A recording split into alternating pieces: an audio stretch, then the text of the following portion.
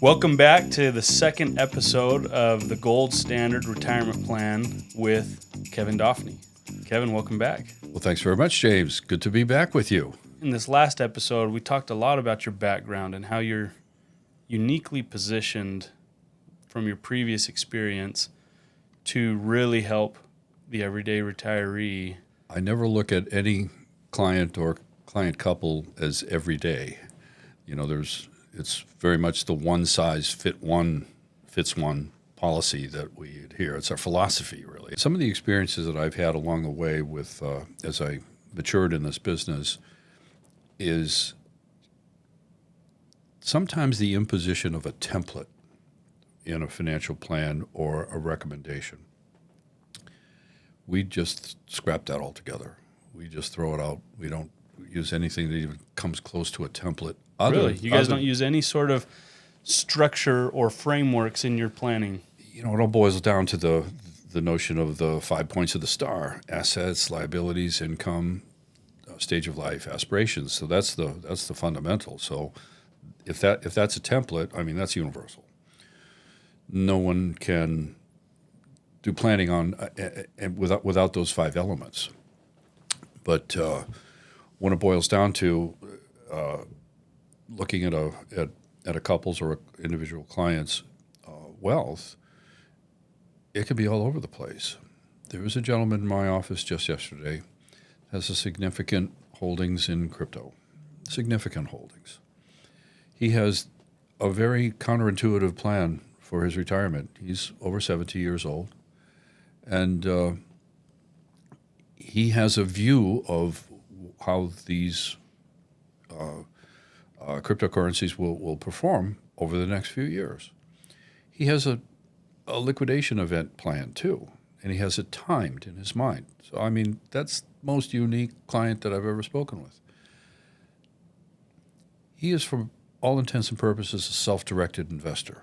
However, because of the tax implications of his liquidation strategy, he needs our help from how to mitigate his tax exposure. Yeah. So we're talking about a retained consultancy for that type of activity.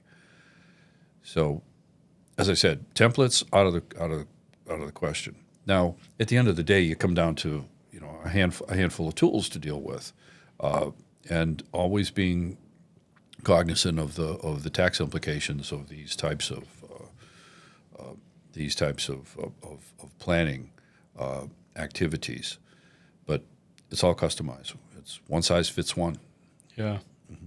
It's interesting. Take taxes, for example. I was talking with a gentleman who had said, my wife and I, we were planning for retirement, and we kind of thought our tax bracket would be here, and then my tax bracket shot up because I no longer fit within the bracket that we had, and we didn't have any sort of alternative plan or solution in case of some of these different scenarios that happens. And It seems like that happens a lot.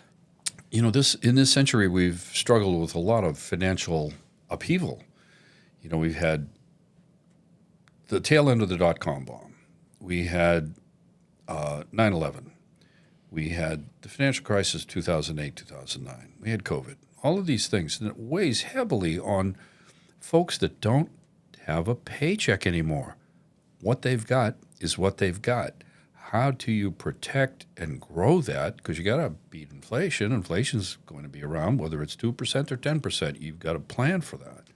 So how do you deal with that? There's a reluctance to work with advisors because I don't want to pay the fee. Well, you go to a doctor, right? You can pay a fee. You go to an attorney, right? You can pay a fee. Well, a financial advisor, I can do that by myself. Well, I never would say, well, gee, why don't you work with me? That's not the case. It's we're professionals, and there's the Bernie Madoff hangover. Well, we don't touch anybody's money. It's totally held in custody of somebody like a Schwab or one of the other large custodians. So we never come close to anybody's money. We just direct it. We point it into the right slots. So this distrust of the used car salesman, huckster, sales guy, gal that talks about finances, I apply the 80-20 rule to everything in my life. And there's probably 80% of the advisors out there that don't measure up, but there are 20% of them that absolutely thread the needle and can do a great job for people and are worth every penny that they earn. As a fiduciary, and this is a really interesting concept. There's two channels of investment advice in this country. There's the broker-dealer, who are suitable, and the registered investment advisor side, that is fiduciary. That's not to say that the broker-dealer side doesn't have fiduciary advisors, but it's not mandated by law. Financial Industry Regulatory Authority does not impose the fiduciary level of care to the broker-dealer advisor, where the Securities and Exchange Commission absolutely imposes fiduciary standard to investment advisors like us.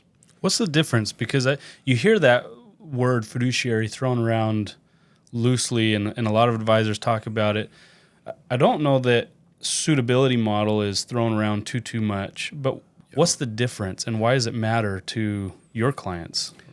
It's really simple. In the definition of the fiduciary, a fiduciary must act in the best interest of the client above himself or herself. That's it right there.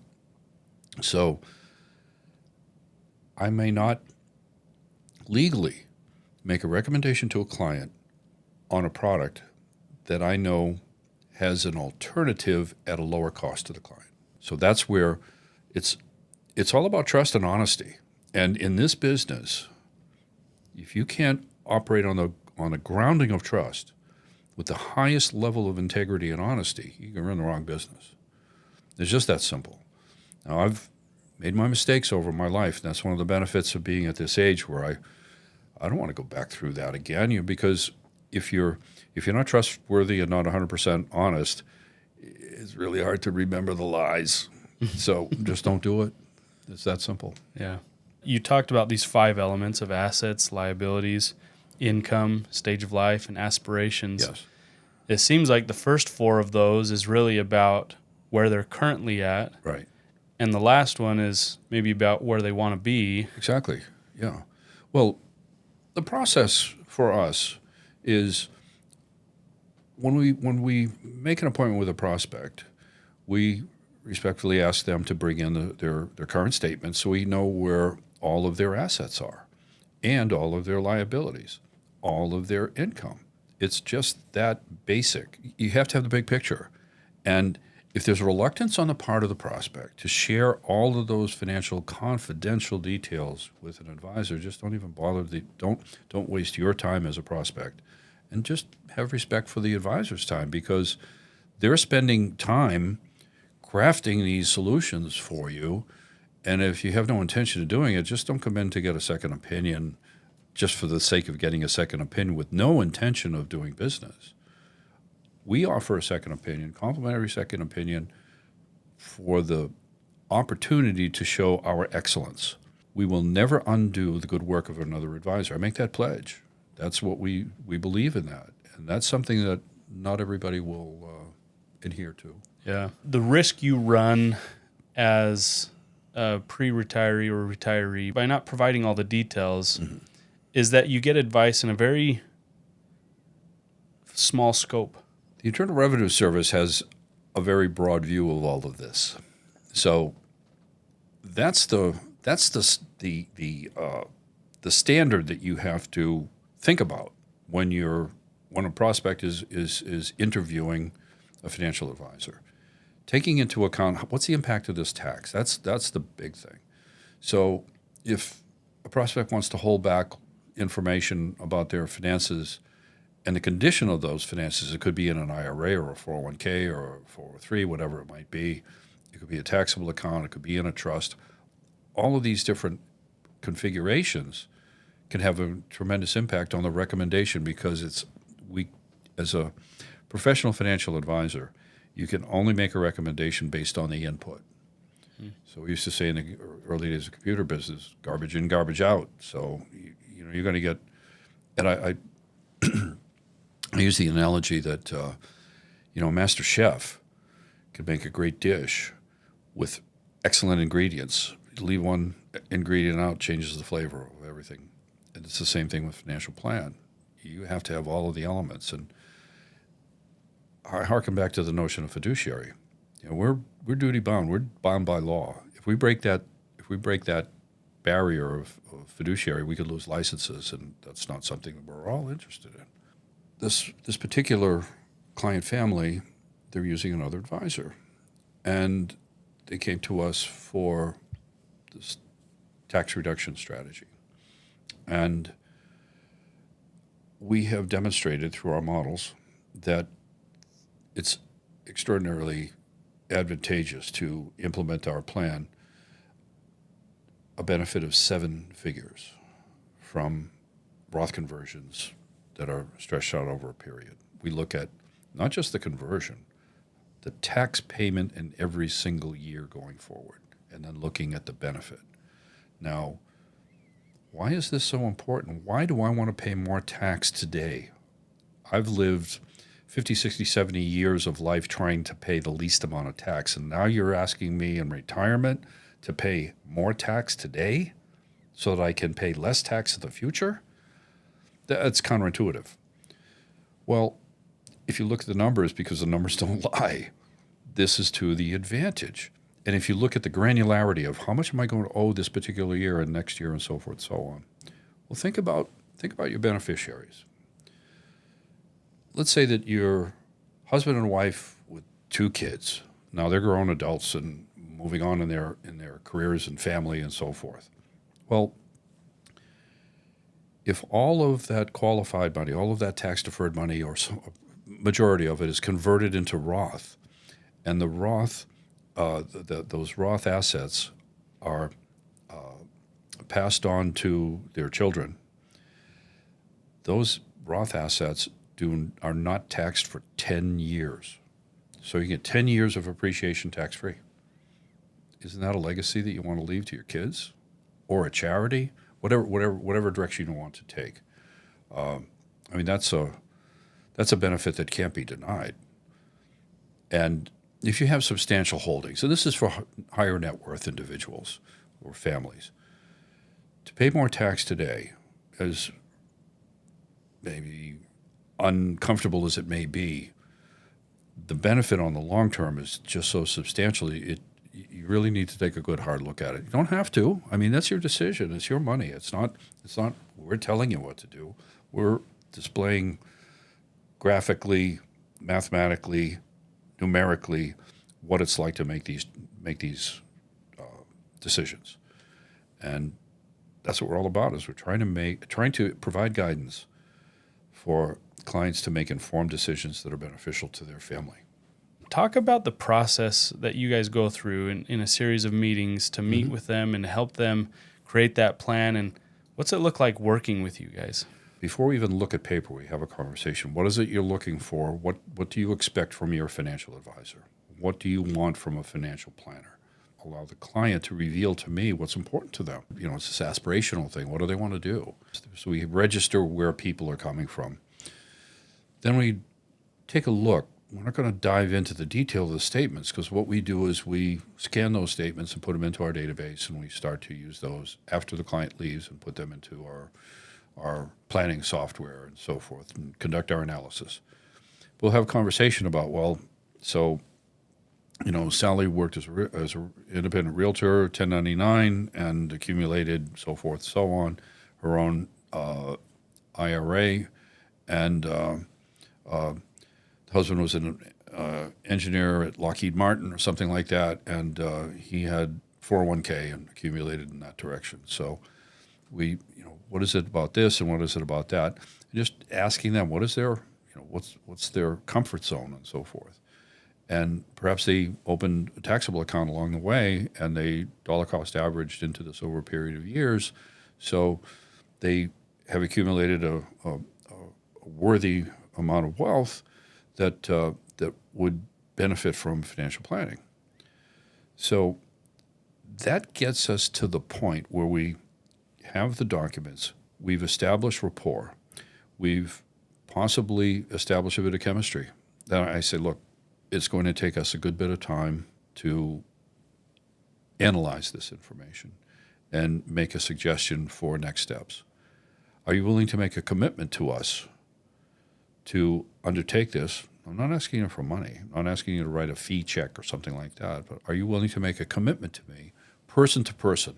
And this is where you get the eyeball to eyeball, belly to belly commitment from someone. I'm going to commit to you. I'm going to do my best work on your behalf. Are you willing to work with me and our firm? And if they say yes, great. Okay, we'll shake hands and see you in a week or 10 days, and we'll have something for you. And the integrity that we have as a firm stands on its own, that we will attract the right kind of clients for us. And we will be the best possible advisor that we can be for those clients. Who do you guys serve the best, and that okay, these are the people that we know we can help and we can serve at the maximum level? Right. When we make the appointment, we want to confirm that your investable assets are in excess of $1 million. And if there's let's say, a qualification in the response, we'll consider it. But if somebody comes in with $150,000, what we will do, we're compassionate too. If someone wants our help, we're going to provide a little bit of assistance. What I'll do is I'll sit with somebody, and I actually did this. Someone came in with less than $100,000, and I didn't have a desktop computer at the time. I had a notebook computer, and I called up Vanguard website and I said, "Do you have an account here?" "No." "Enter your personal stuff and open this account. And as a service to you, one time, I'll direct you in the right kind of proportion for this amount of money." And those are index ETFs, and we went on that way. And I think that's the best way to do it, because why would someone with $100,000 want to pay us 1.5% for our services when they can actually do it themselves? And if they're 50 years, maybe between, say, 40 and 60 years old, with that amount of money, they don't need an advisor. Where we really get good, really can thread needles for clients, is when we get up over $5 million. That's where we can just do magic for people. Talk about tax reduction strategies, guaranteed income for life, all of these kinds of things that and still have a tremendous lifestyle where they can travel and visit family and do maybe continuing education, whatever they like to do, play golf at Spyglass, things like that are crazy expensive. And those strategies have their greatest impact in that $1 million+ space, because you're tax planning and you're making sure that there's guaranteed income streams and you're looking at risk management. And while you could provide some of those services, the fee that you would charge really doesn't benefit the client in those lower stages. When we formed Gold Standard Financial Services, we had a vision of a boutique where everything we do is custom. And it evolves out of our tax practice, because Gold Standard was founded on based on a CPA practice that was acquired in 2020, and that practice reaches back another 35 or so years in Las Vegas. But we don't want to be we're not H&R Block, and we don't want to be E-Trade. It's not. That's we are personal financial advisors, custom suited to make this retirement plan work. When we were first married, my wife and I, when we would go to do our taxes, we were poor college students, and we were really looking for that return, that tax return that we'd get. And using the TurboTax or the type of software out there that we used at the time was the best option. Sure. Our taxes weren't complicated. Our scenario wasn't complicated, and it would have cost us more money to go with an accountant versus just filling in some information and letting TurboTax do its thing. But as life progressed, as our tax scenarios changed, as I started businesses, we needed an accountant to really help us look at the complexities and help save us more on our taxes than what we could have possibly done through an automated software system. It's interesting that we're educated from as we are maturing. We go to university if we're lucky, and we get a great job, and even if you go to trade school and become a tradesperson, you go through this period of accumulation, and it's kind of automatic. Everything that you learn about money, you're in your 20s, and everything you learn about saving is put it into a 401k or an IRA, whatever that path is, and save in a taxable account and so forth. You do all of these kinds of things, or just keep it in a bank account, whatever it might be. But the accumulation part is the discipline. That's the you save more, you spend less than you earn, and you save as much as you possibly can. You have guidelines and benchmarks on what kind of a home you can afford, what kind of automobile you can afford, all of those kinds of things. And the amount of information that's on the internet or in the used to be the newspapers and magazines, it's endless. Unless you're a student, and that's where the self-directed investor does very well because they've been a student of these kinds of things, the transition from accumulation to distribution. The distribution side is just, it has so many potholes. And that's where even just sitting with a financial planner to go through and just purchase a financial plan, buy the financial plan from the planner and take it away and do it yourself. That's a possibility. But that's another 80-20 rule. 80% of people don't have the confidence to implement that plan because it's moving parts. When we put together we take on the investment responsibility for a client, we're looking at that. We don't trade every day. We're not traders, we're investors.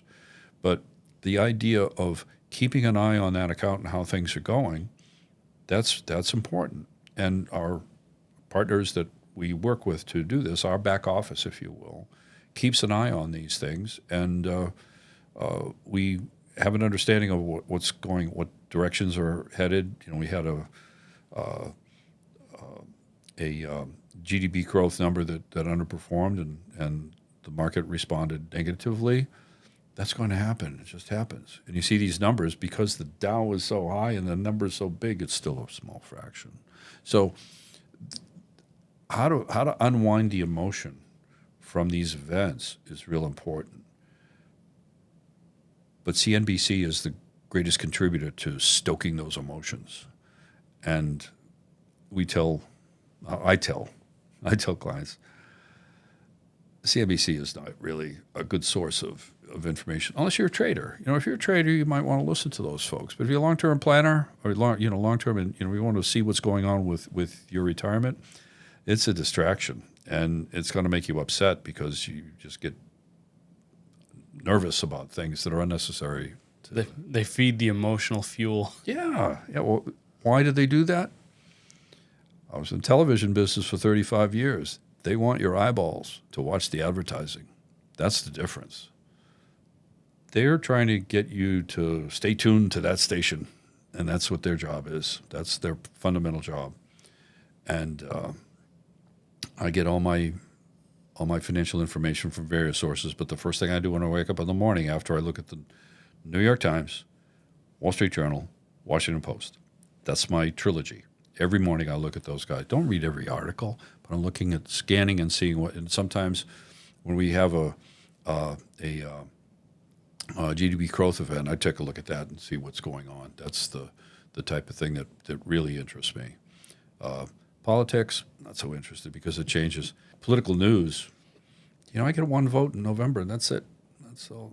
And so does my client. So does everybody else. So why get embroiled in all of that hoopla? Yeah. You do this peacefully and comfortably, thoughtfully in the comforts of your own home. If you want to cut through the noise that's out there and the confusion around sound retirement plannings, reach out to Kevin and their team over at Gold Standard and get your retirement plan in place. Thanks very much for your time, James. This has been great. You bet.